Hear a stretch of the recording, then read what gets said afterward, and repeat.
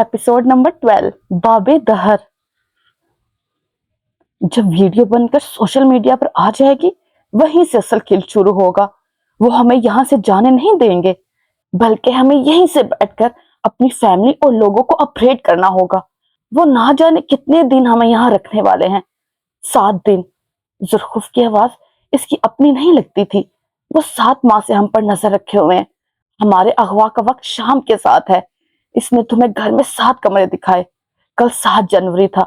आज से 6 दिन बाद मेरी शादी है। 6 दिन बाद तुम्हें कागजाते नामजदगी जमा करवानी है। 6 दिन बाद शादान को अहमद खान तालिबान ग्रुप का एक लीडर, जो शादान की 6 माह की जद्दोजहद के बाद इसे इंटरव्यू देने पर राजी हुआ था। 6 दिन बाद हसन के करियर के सबसे बड़े केस की सुनवाई है। 6 दिन बाद जबरात की एनजीओ इसे यूएनए की एक मीटिंग में भेज रही है। ये इसकी जिंदगी का सबसे बड़ा चांस है। 7वां दिन सिर्फ एक दिन नहीं होगा, 7वां दिन बर्बादी होगा। हसन सुल्तान बेहद धीमी आवाज में बड़बड़ाया। 7वां दिन आसान नहीं होगा। सबराज की आंखें तारीक हो गई। 7वां दिन नहीं आना चाहिए। शानदान को खौफ आया। सुल्तान चुप रहा, बिल्कुल चुप। वो लड़ नहीं सकता था, वो सियासत नहीं कर सकता था। वो इसके हर दाव पे से वाकिफ थे। वो इसे 7 माह से जानते थे। इसके हौसले भरभरी रेत की मानत बिखर गए। वो कुछ नहीं कर सकता था। ये ख्याल इसे साकन किए देता था। हमें इनका काम मान लेना चाहिए, फिर हम इनसे मिन्नत कर लेंगे, बात कर लेंगे कि प्लीज हमें जाने दे। कम से कम 6 दिन बाद तो वो हमें जाने देंगे ना। जुल्खुफ जोर दे कर बोली। मंगनी टूट गई थी, मगर वो शादी नहीं तोड़ सकती थी। इसे यहाँ से निकलना था। तुम्हें लगता है कि अगर यहाँ हम इनकी हिमायत का ऐलान कर देंगे तो अगले दिन यहाँ से जाकर अपनी बात से फिर सकते हैं? शानदान के अंदाज में काट थी। मेरी एक क्रेडिबिलिटी है। 3 साल से मैं मुल्क का सबसे काबिल यकीन आदमी हूँ। जब शानदान झूठ भी बोले तो लोग सच से ज्यादा यकीन करते हैं। मैं अपनी इमेज मर कभी बर्बाद नहीं करूंगा। रोज घर वाले चाहे मुझे मार दे, मैं कोई वीडियो नहीं बनाऊंगा। अटल, आखिरी फैसला। लोगों की सताइश वो किसी कीमत खो नहीं सकता था। मैं यूएनए के सबसे बड़े सालाना इजलास का हिस्सा बनने वाला हूँ, जहां मेंबर पर खड़े होकर लोगों के हक के लिए बात करूंगा। चाहे जो मर्जी कह लो, हम सब जानते हैं रोजगार विक्टिम है। 7 दिन बाद मैं अपने मुल्क में होते जुल्म को छोड़ दूसरों के लिए बोलूंगा तो लोग जबरात शाहनवाज के मुंह पर जूता मारेंगे। मैं कोई बयान नहीं दे रहा। इसकी राय हतमी थी। बाजू घुटनों के गिर फैलाई से खौफ आया। मनसब पर बैठकर सच कहने का खौफ। मेरी सियासत झूठ और धोखाधड़ी के खिलाफ है।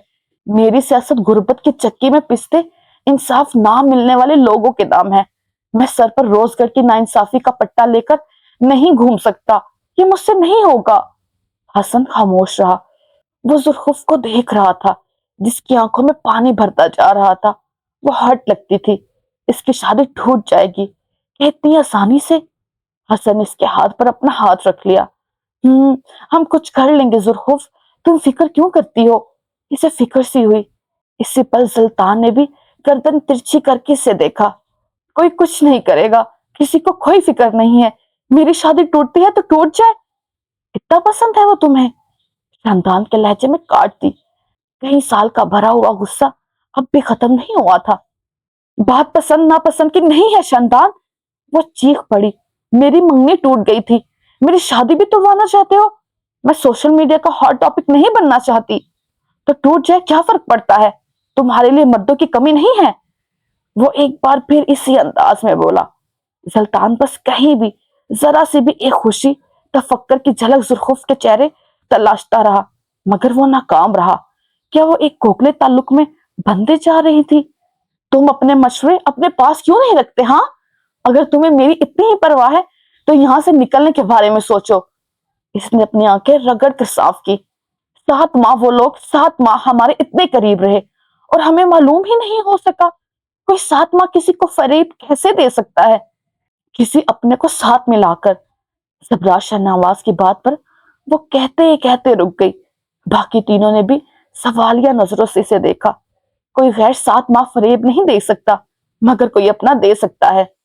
तुम कहना क्या चाहते हो? जलतान ने इसे टोका। जबराज मुस्कुराया। खंजिया खोखली अजीब मुस्कुराहट। फी है अमोल अमोंग अस।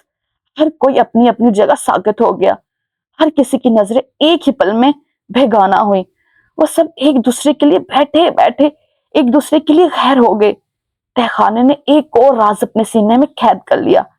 کیا تہ خانہ اس غدار سے واقف تھا؟ کیا تہ خانہ اس غدار کا محافظ تھا؟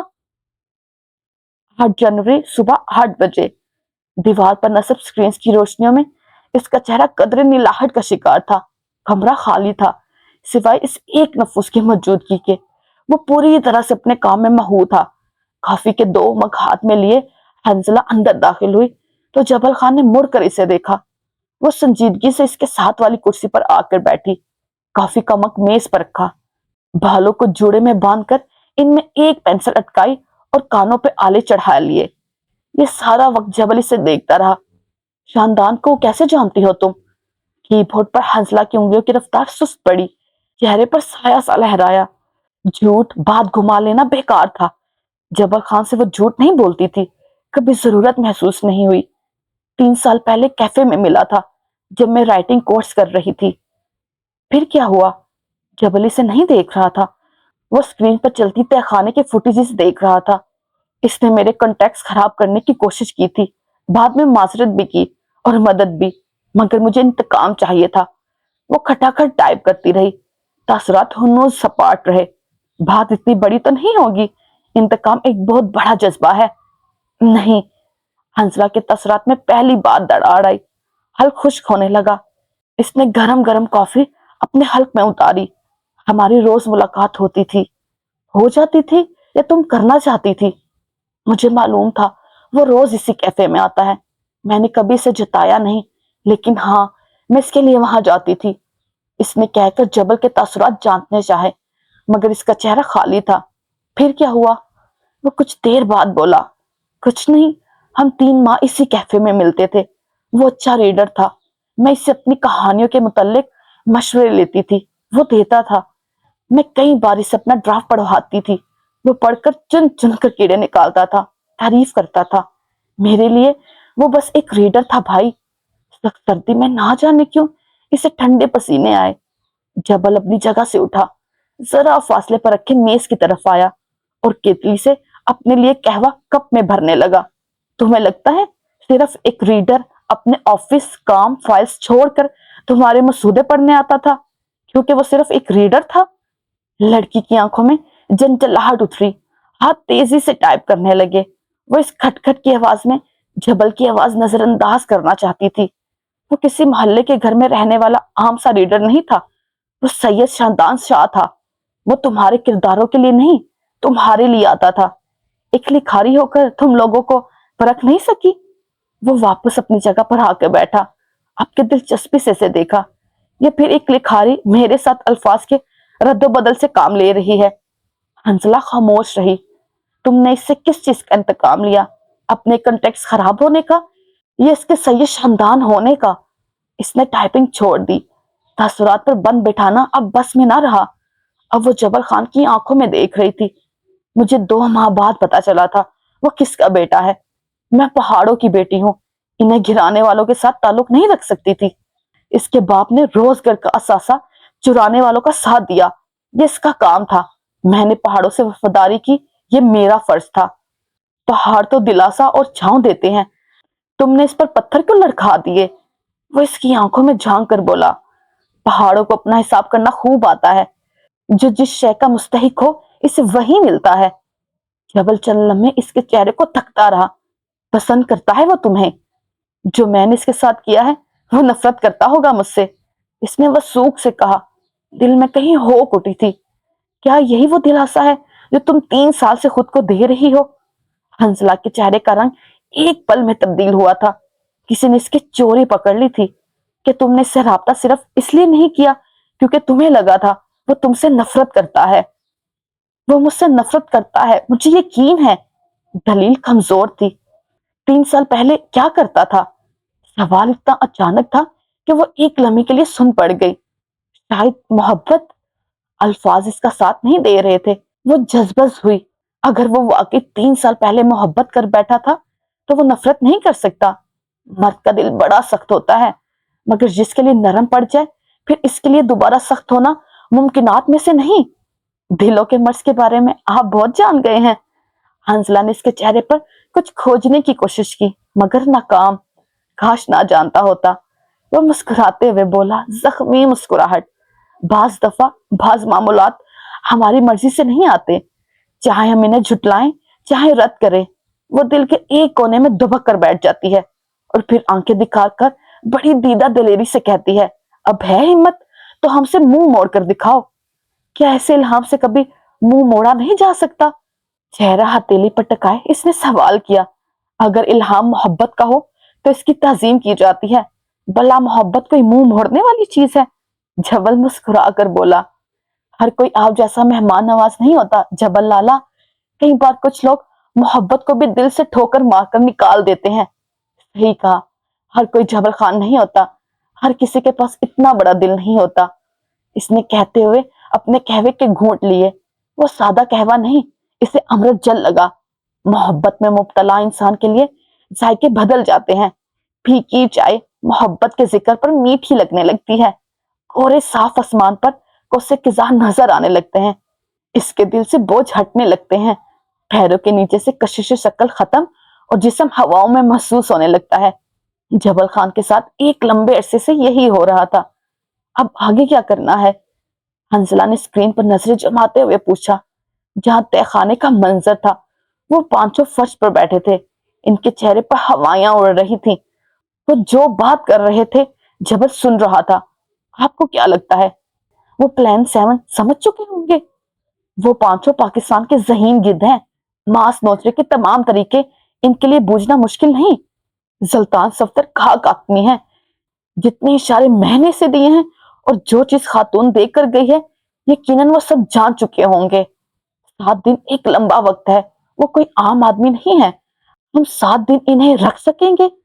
अगर एजेंट को लगता है हम 17 साल तक इन्हें यहाँ रख सकते हैं, तो मुझे यकीन है हम रख सकते हैं। मुझे इसके प्लान पर यकीन है। हंसला ने गहरी सांस ली और इसे देखा। आपको इस पर इतना यकीन क्यों है? क्योंकि जिस काम के लिए हम 7 माह से ख्वार हो रहे हैं, वो इसी काम के लिए 4 सालों से काम कर रहा है। और इन 4 सालों में एक पल के लिए भी मैंने इसका जुनून कम होते हुए नहीं देखा। वो मास्टरमाइंड है। इसका दिमाग अजीम है। मुझे इसके दिमाग पे, इसके प्लान पर इत्तबार है। वो दोबारा स्क्रीन की तरफ मुतवज्जे हो चुका था। इसने कॉफी का घूंट भरा, फिर जबल से पूछा, आपको क्या लगता है लाला, वो ये सब क्यों कर रहा है? अपने बाप के सर से मलामत उतारने के लिए। जबर खान का लहजा मुअद्दम था। दुनिया के लिए इसका बाप अजीम था, इंसानियत का अलमदार। मगर दुनिया नहीं जानती थी वो रोजगार का सबसे बड़ा गुनहगार था। इसका बाप मौत के कुछ अरसे तक काफी इल्जामात की जद में रहा, मगर फिर सब थम गया। लेकिन एजेंट वह गुजरने के बाद वो राज जान चुका था जो इसके बाप ने भी इसे नहीं बताए। अगले कई लम्हे इनके दरमियान खामोशी रही। दोनों को बैक वक्त बहुत कुछ याद आया था। यादें का वक्त बाज दफा माजी में लेकर जाकर पटक देती हैं और यादों के पटकने के जख्म सीधे दिल पर लगते हैं। अब आगे क्या? हंजला के सवाल से मालूम होता था कि प्लान से पूरी तरह वाकिफ वो भी नहीं। इनको तोड़ना होगा। शुरुआत हो चुकी है। शुरुआत खातून से हुई है। वो निगाह स्क्रीन पर मरकूज किए कह रहा था, लेकिन मुझे तो ये अब भी टूटे हुए लगते हैं। अभी नहीं, अभी कसक बाकी है। अभी इन सब के अंदर दूर कहीं कुछ है, कोई बॉन्ड सा। खानदान इतनी जल्द नहीं टूटते, फिर हम इन्हें कैसे तोड़ेंगे? वो सब दुनिया के नशे में धुत है। मकाम, क्रेडिबिलिटी, साख, शोहरत, रोशनी, वो इस सब में अंधे हैं। मैं इन्हें अंधा रहने दूंगा और इन्हें इशारा दूंगा कि इनके अपने खानदान की वजह से ये इनसे छिन रहा है। फिर क्या होगा? वो जानने के लिए बेचैन हुई। दुनिया की मोहब्बत में डूबे शख्स से जब दुनिया ले लो तो पागल कुत्ता बन जाता है, काटता है, चीखता है, फिर हार मान लेता है। वो इस रोटी के टुकड़े को नहीं खो सकता जिसे बाकी कुत्तों के आगे मुमताज करेगा। और अगर ये पासा पलट गया तो? अगर कुत्तों ने रोटी के बदले आजादी चाही तो? जबल चलना में कुछ नहीं बोल सका। थोड़ी देर बाद वो बोला तो इसकी आवाज मध्यम थी, मुझे फिर भी एजेंट के प्लान पर भरोसा रहेगा। वो मुस्तकम लहजे में कहकर उठा था। वो अब दोबारा केतली से कहवा निकाल रहा था। आज की रात वो फिर से जागने वाला था। کچھ لوگوں کے لیے راتیں بس جاگنے کو ہوتی ہیں۔ 9 جنوری صبح 6 بجے۔ کڑا وقت جب بھی آتا ہے انسان 3 قسم کے رد عمل دیتا ہے۔ پہلا فرسٹریشن۔ یہ ان کی اس تہہ خانے میں دوسری رات تھی۔ پہلی رات وہ بے ہوش رہے تھے، پیٹے رہے تھے، دن مختلف قسم کی آزمائش میں گزرا تھا، اور رات ان کے لیے ڈھیر سارے رازوں سے پردہ اٹھا گئی تھی۔ اس رات کوئی جسم میں ہونے والے درد کی وجہ سے جاگا تھا، تو کوئی ڈوبتے کریئر کے خوف سے، کوئی زمانے میں اپنی رسوائی کے خوف سے جاگا تھا، تو کوئی ٹوٹتے تعلقات کے ڈر سے۔ اس رات ایک آدمی اور بھی جاگا تھا، وہ حسن سلطان تھا۔ وہ اپنے دوستوں کی بے حسی پر جاگا تھا۔ کیا وہ دنیا کے دھوکے میں اتنے اندھے ہو گئے تھے کہ انہیں کچھ بھی اور نظر نہ آیا؟ کہ یہ صرف ساکھ کھو دینے کا خوف تھا جنہیں اس تہخانے سے نکالنے پر مجبور کر رہا تھا؟ کیا صرف اتنا ہی؟ ناشتہ کر لو، اس کے بعد ہمیں بات کرنی ہے۔ بہرام نے ناشتے کی ٹرے لا کر تہخانے کے وسط میں رکھی۔ ہم تم سے بات نہیں کریں گے، اپنے باس کو بلاؤ، شاندان ناگواری سے بولا۔ اپنی جگہ سے اٹھ کر وہ اس کے قریب آ کر رکا۔ باقی سب اسے تک رہے تھے۔ شاندان نے ایک نظر زرخوف کی روئی روئی سی آنکھیں دیکھی، پھر بہرام کو دیکھا۔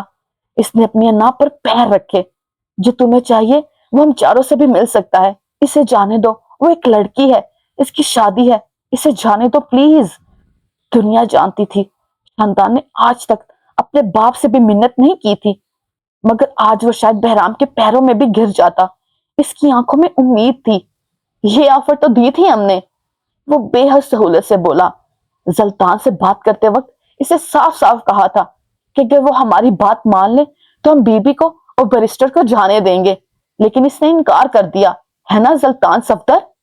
شاندان، زبراج، حسن، ہر ایک نے شاکی نظریں اٹھا کر اسے دیکھا۔